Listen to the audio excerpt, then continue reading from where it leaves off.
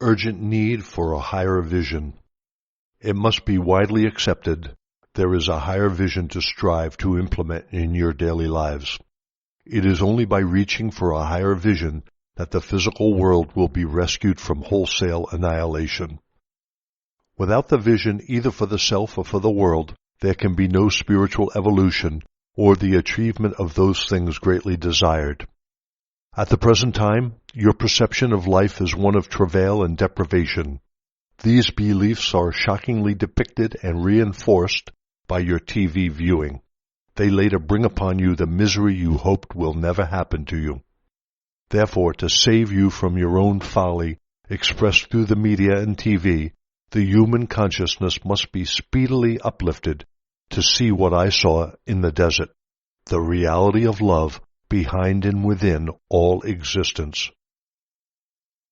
Note well, when this great truth is both perceived and warmly acknowledged, the reality of love will begin to manifest itself in multiple ways, in every living thing and in the environment itself. The experience of abundance and joy will reinforce the consciousness of abundance and joy, and so a spiritual spiral of ever more exalted and wondrous living will be set in motion.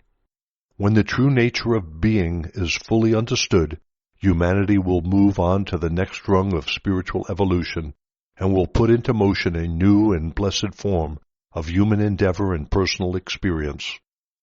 To achieve these goals, humanity must first gain insight into what and who you are.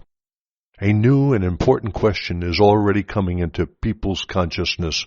Who are you, really, behind the facade you present to the world?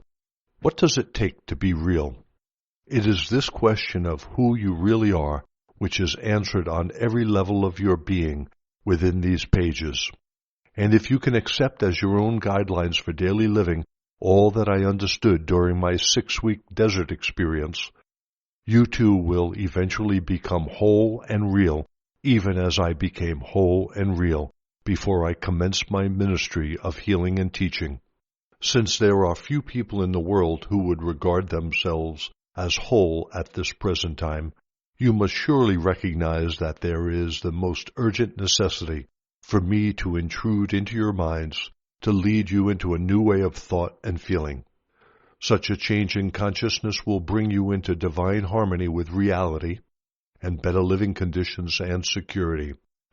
To be able to do this work of reconstruction within your consciousness, I must first impress on your minds, and you must accept, that there was much I taught in Palestine which men were not yet ready to receive. Significantly, it has never been publicly questioned why there is no record of my early life as a young man. What was the true reason for such an all-important omission? Equally significant, although I spent 6 weeks in the desert after my baptism and emerged from that experience as a teacher and healer, not one writer has ever attempted to describe what actually took place during that time other than that I was tempted of the devil and was with the wild beasts, and the angels were with him.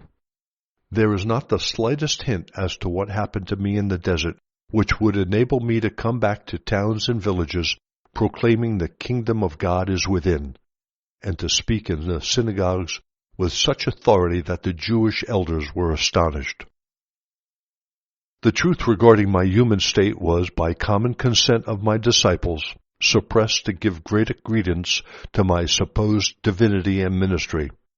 According to the Gospels, it was said of me that I was the only Son of God. Why then did I frequently refer to myself as the Son of Man? I specifically made these statements to counteract the prevalent beliefs in my divinity and to impress upon people's minds that I was of the same physical origins as themselves. I intended them to understand that what I could do, they could also do if they only had my knowledge and followed my instructions for right thinking and right action.